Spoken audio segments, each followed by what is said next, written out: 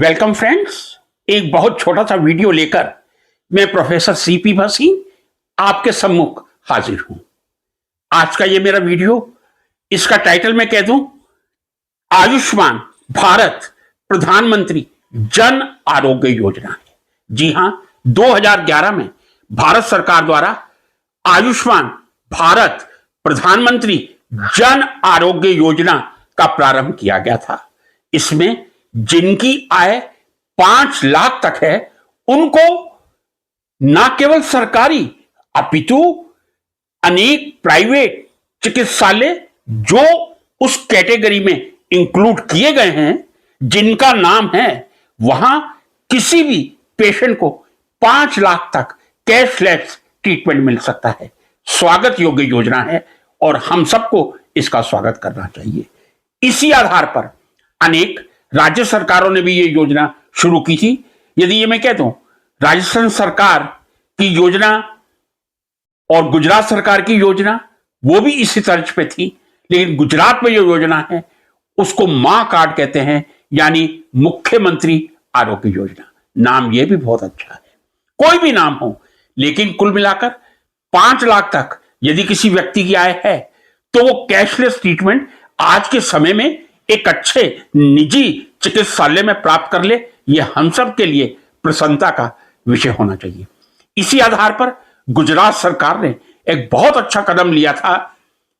गुजरात सरकार ने प्रधानमंत्री योजना के समान ही मुख्यमंत्री आरोग्य योजना मां कार्ड का प्रारंभ किया था और कुछ समय पहले, लगभग 1 वर्ष भी नहीं हुआ, जो पेंशनर्स हैं उनके लिए भी यह योजना प्रारंभ कर दी गई थी और वहां कोई इनकम लिमिट नहीं थी।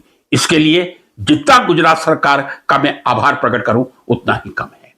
प्रश्न अब उठता है, कृपया ध्यान से सुन लीजिए और इस प्रश्न को आंसर करवाने का दायित्व आप लोग भी उठाएं जैसे मैंने प्रारंभ किया है।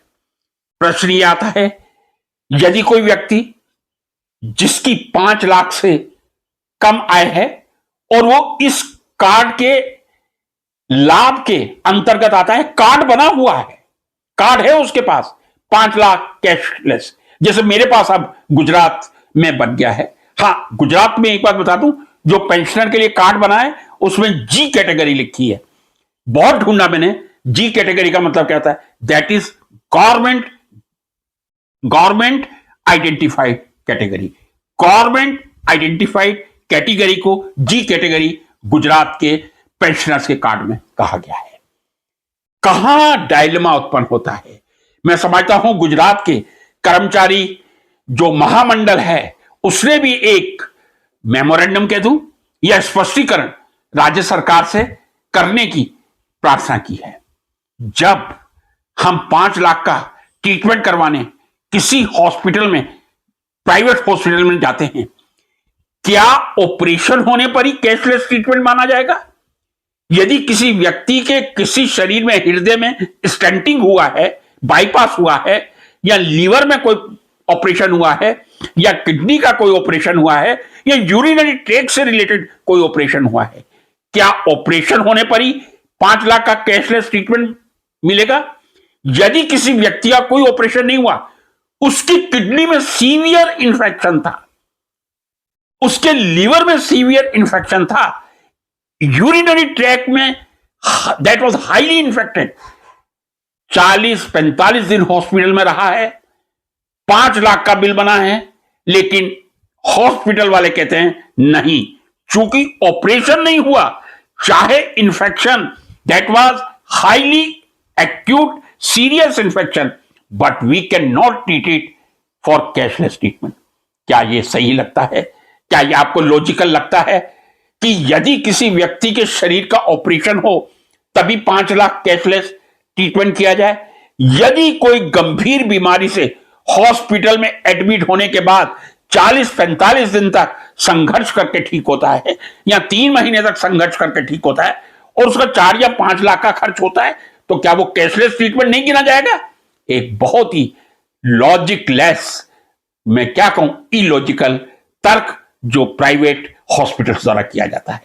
मैं अपने सभी मित्रों से निवेदन करता हूं, यह स्पष्टीकरण आप जानने का प्रयास करें कि जो प्राइवेट हॉस्पिटल गवर्नमेंट ने रिकॉग्नाइज किए हैं कैशलेस ट्रीटमेंट के लिए, क्या ऑपरेशन होने पे कैशलेस ट्रीटमेंट होगा? क्या ऑपरेशन के बिना हाईली इंफेक्टेड डिजीज यदि व्यक्ति 30-40 दिन के संघर्ष के बाद ठीक करता है और 5-6 लाख का खर्च करता है, उसको कैशलेस ट्रीटमेंट नहीं गिना जाएगा? क्या यह आपको तार्किक लगता है? मैं विज्ञान का विद्यार्थी हूं, मुझे कहीं तार्किक नहीं लगता। कृपया इस विचार को तो आगे से आगे पहुंचाएं, कई लोगों का भला होगा। कई लोग कैशलेस ट्रीटमेंट नहीं करवा पाते 45 दिन हॉस्पिटल में रहने के बाद भी, क्योंकि ऑपरेशन नहीं हुआ, बहुत सीरियस इंफेक्शन था, डेली व्हाट शुड आई से बॉडी का पार्ट डिसइंफेक्ट किया जाता था। इस प्रकार की भ्रांति दूर होगी। मैं समझता हूं मेरे देश के लिए ये जो प्रधानमंत्री आरोग्य योजना है पूरी तरह सार्थक होगी। नमस्कार।